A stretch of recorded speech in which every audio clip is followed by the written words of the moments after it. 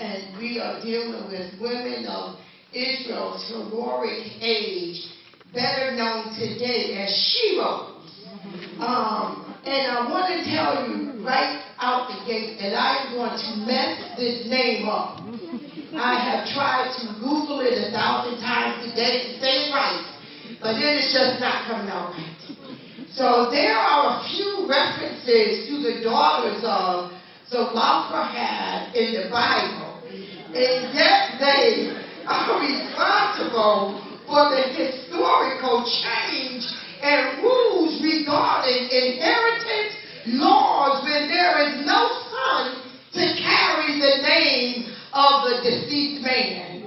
The story goes like this: Zelophehad died without having a son to continue his name. As a result, his daughters are not able to receive their father's portion of the promised land because he had no son. Depending on his heirs receiving land in his name, they realize that their current law is not adequate. But it does not take into account the unusual circumstances of a man without sons. You can read about them in Numbers 26 and 28. As I studied this more, the bold achievement of the daughters was a landmark of in women's rights regarding the inheritance of the land, and it moves forward for such a time as now. These women changed the laws for them to inherit their father's land. So this is how it is even today.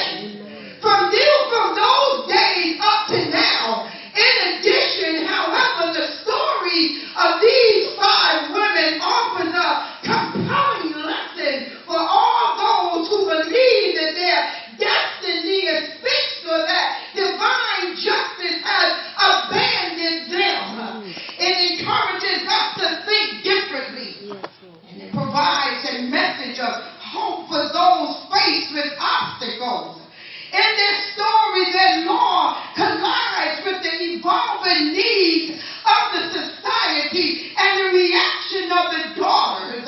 We find, one, that God's law is not static, an example of how change occurs, and perhaps what is expected of us is growing to be partners with God. So, I'm going to Hannah. 3 of the women that I have was the daughters, Hannah, and also I have Miriam. But Hannah had made a promise to God that if she bore a son, she would give him back to God's servant. Hannah followed through on that promise. She handed her young child Samuel over to Eli for training as a priest. God blessed Hannah further for honoring her pledge to him. She bore 3 more sons and 2 daughters.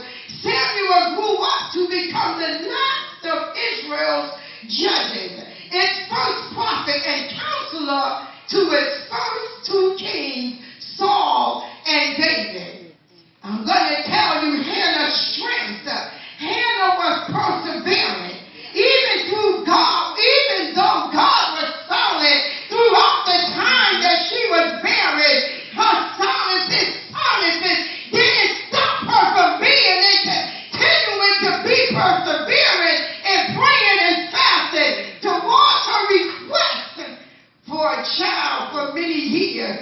She never stopped praying. Sometimes